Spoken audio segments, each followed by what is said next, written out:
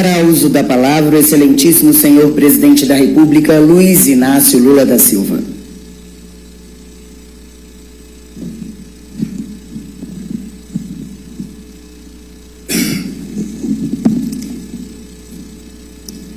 Hoje eu não vou fazer um discurso, porque como presidente da República eu já fiz 4 discursos nesse plenário.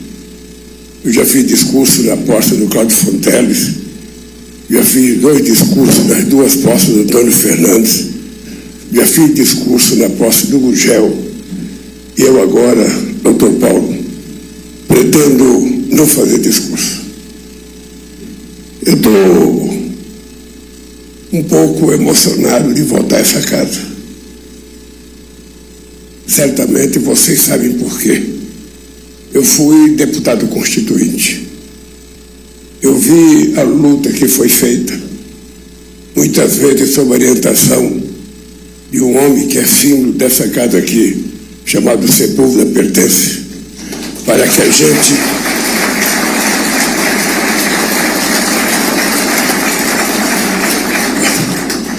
a gente pudesse dar ao Ministério Público a estatura que ele merecia em função da responsabilidade que a Constituição dava ao Ministério Público. Eu, doutor Paulo, só queria lhe pedir uma coisa. O Ministério Público é uma instituição tão grande que nenhum procurador tem o direito de brincar com ela. O Ministério Público é de tamanha relevância para a sociedade brasileira e para o processo democrático desse país que um procurador não pode se submeter a um presidente da República, não pode se submeter a um presidente da Câmara, não pode se submeter ao presidente do Senado, não pode se submeter aos presidentes de outros poderes, mas também não pode se submeter à manchete de nenhum jornal e nenhuma manchete de um canal de televisão. A única coisa que eu peço a você, em nome do que você representará daqui para frente na história desse país, é que você só tenha uma preocupação: fazer com que a verdade, e somente a verdade, prevaleça acima de qualquer outro interesse. Trabalhe com aquilo que o povo brasileiro espera do Ministério Público. As acusações levianas não fortalecem a democracia, não fortalecem as instituições. Muitas vezes se destrói uma pessoa antes de dar a ela a chance de se defender. E quando as pessoas são provadas que são inocentes, sabe, essas pessoas não são reconhecidas publicamente. Então é importante que o Ministério Público recupere aquilo que foi a razão pela qual os constituintes enalteceram o Ministério Público: garantir a liberdade, garantir a democracia, garantir a verdade, não permitir que nenhuma denúncia seja publicizada antes de saber se é verdade, porque senão as pessoas serão condenadas previamente. Muita gente não tem condições sequer de ser absolvida. Eu prezo muito por isso. Eu prezo muito por isso. Houve um momento em que aqui neste país as denúncias das manchetes de jornais falaram mais alto do que os autos dos processos. Muitas vezes. E quando isso acontece, se negando a política, o que vem depois é sempre pior do que a política. Não existe possibilidade de o Ministério Público achar que todo político é corrupto. Não existe possibilidade.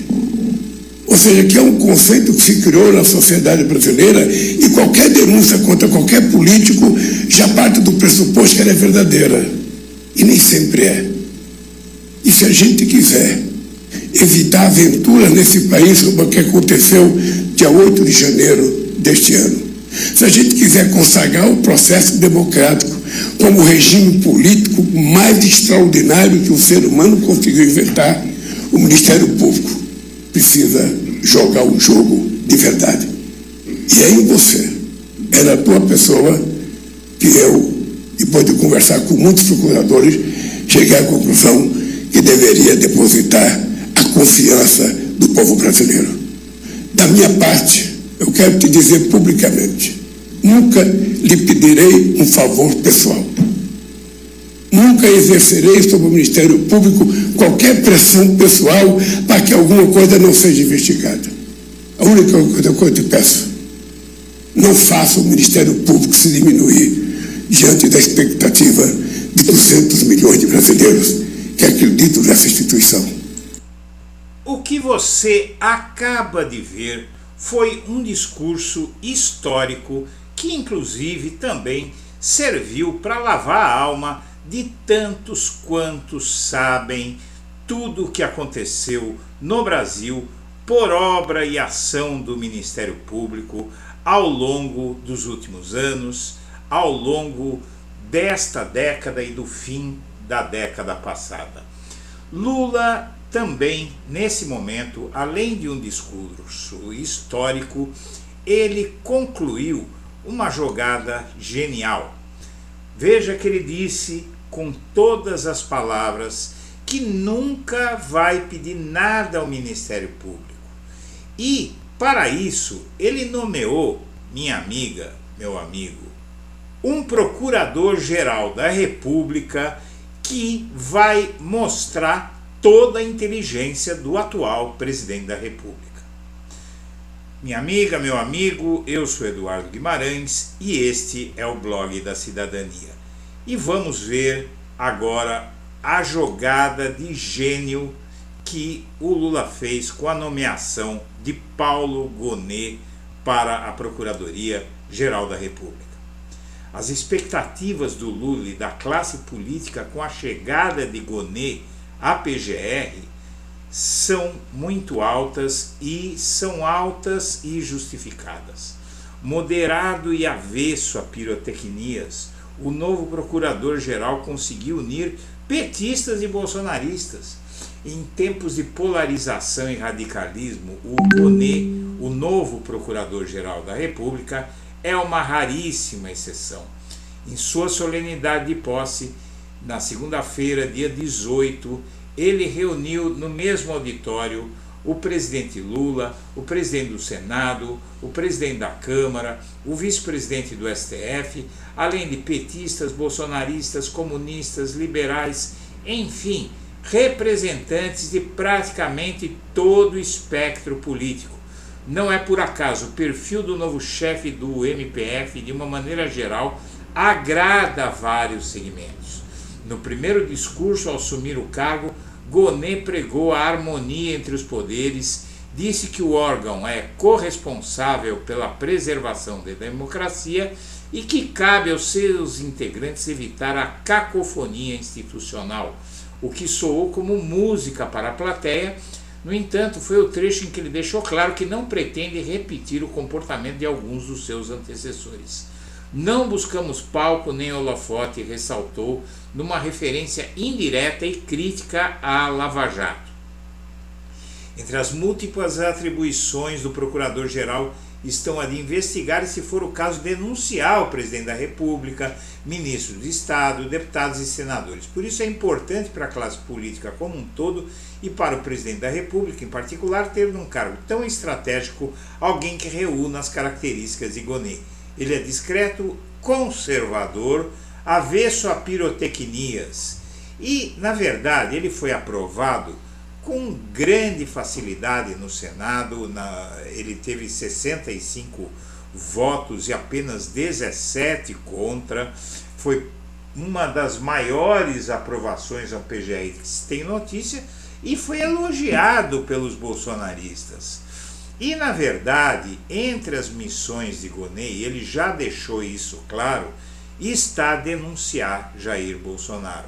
Inclusive, o Gonet, quando condenou o Bolsonaro no TSE à inelegibilidade, ele deixou muito claro o que ele pensa do atual, do ex-presidente da República, Jair Bolsonaro. E, na verdade, com isso, ele sinaliza que deve sim fazer a denúncia, até porque as provas são muitas e tantas que ele, para evitar mais procrastinação, mais atraso na denúncia contra Bolsonaro ao STF, não é? Esse é o papel do PGR, ele denuncia o alvo daquela denúncia, que tem foro privilegiado, lógico, ao Supremo Tribunal Federal. E o Bolsonaro ele tem foro privilegiado nesse caso específico, porque ele é ex-presidente da República, ele não tem mais direito a foro privilegiado, que é ser julgado no STF. Mas ele vai ser julgado pelo STF porque existe no processo em que ele figura pessoas com foro privilegiado. Então tem que ser julgado todo mundo que está envolvido no golpismo do 8 de janeiro, no caso das joias, em tudo isso, tem que ser denunciado pela PGR ao STF. E o que é que acontece? Como o Gonê ele recebeu uma votação maciça no Senado e todos aqueles elogios, ele, quando fizer essa denúncia contra o Bolsonaro, ele vai desarmar o bolsonarismo. O bolsonarismo não vai ter o que falar, porque reconheceu que ele é conservador, não é? Inclusive tem previsões de bolsonaristas que ele vai agir contra o Lula, porque ele é conservador, etc. Foi uma jogada genial do Lula pelo seguinte: primeiro, que ele não vai poder ser acusado de ter nomeado alguém da ala dele, do convívio dele, da ideologia dele para o STF. E segundo, porque ele teve o apoio enorme da direita para o Gonê para chegar a esse cargo. Então, realmente, o Lula, mais uma vez, mostrou muita inteligência e fez uma nomeação inatacável e histórica. Essa gestão de Gonê é a vitória da inteligência e da estratégia.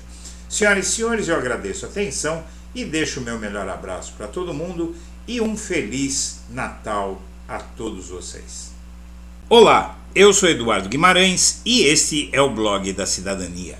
E foi graças a você que o Blog da Cidadania chegou a 500 mil de inscritos.